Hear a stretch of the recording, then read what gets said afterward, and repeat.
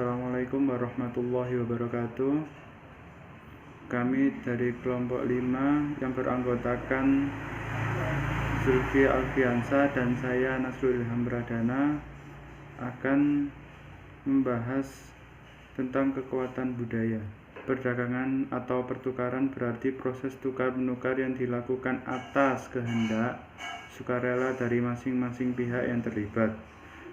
Dalam memenuhi kebutuhan, suatu negara tentu belum mampu memproduksi barang sendiri tanpa menerima bantuan dari negara lain. Seiring dengan perkembangan teknologi, kemungkinan suatu negara mengadakan hubungan dagang dengan negara lain atau mengadakan kegiatan ekspor dan impor. Oleh karenanya, proses tukar-menukar tersebut dilakukan antar negara.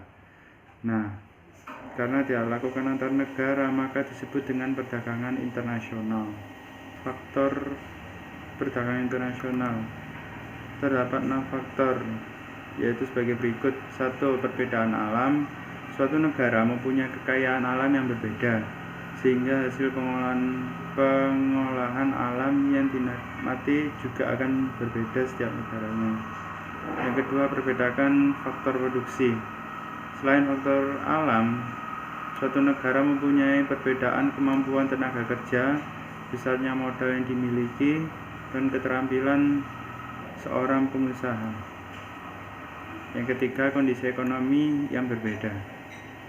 Karena adanya perbedaan faktor produksi yang mengakibatkan perbedaan biaya produksi yang dikeluarkan untuk membuat barang, maka bisa jadi dalam suatu negara memerlukan biaya yang tinggi untuk memproduksi suatu barang.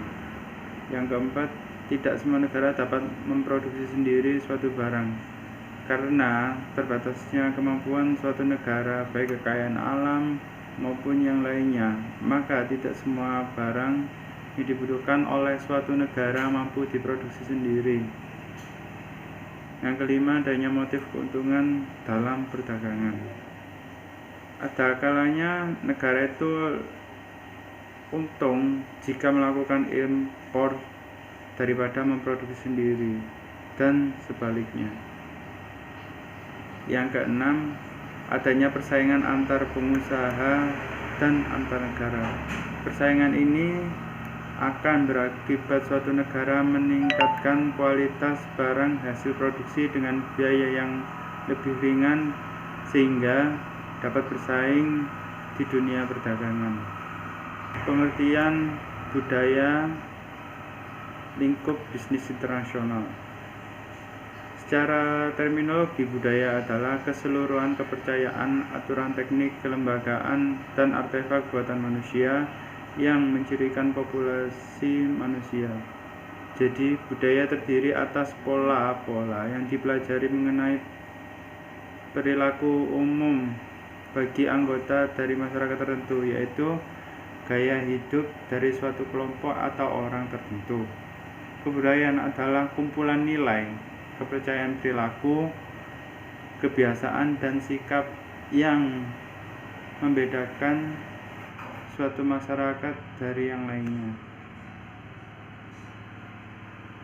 Terdapat cara bagi para pelaku bisnis internasional untuk menyesuaikan diri atau hidup dengan budaya-budaya tersebut. Menurut E.T. Hall, terdapat 2 cara untuk menyesuaikan diri dari budaya, yaitu yang pertama, menghabiskan seumur hidup di suatu negara tersebut. Yang kedua, menjalani suatu program pelatihan yang sangat canggih, intensif, yang mencangkup karakteristik utama dari suatu budaya, termasuk budaya itu sendiri. Baiklah, saya Zulfi Alfiansyah. Pembahasan selanjutnya adalah mengenai 6 cara dalam melakukan bisnis lintas budaya internasional. Cara yang pertama adalah lakukanlah persiapan. Jadi sebelum bisnis ini dimasukkan ke dalam suatu daerah atau negara yang mempunyai ciri khas budaya yang kental, dibutuhkan persiapan yang matang agar dapat melaksanakan bisnis secara lancar. Yang kedua adalah jangan terburu-buru. Yang ketiga, bangkitkan kepercayaan. Di sini yang perlu dibangkitkan adalah kepercayaan dari masyarakat atau orang-orang di sekitar lingkup perusahaan yang ingin dilakukan bisnis. Cara yang selanjutnya adalah memahami pentingnya bahasa. Salah satu komponen penting dalam bisnis adalah komunikasi, di mana apabila bisa berkomunikasi dengan baik dengan masyarakat sekitar, khususnya yang memiliki bahasa tersendiri, itu merupakan suatu yang penting agar bisnis ini dapat berjalan dengan lancar.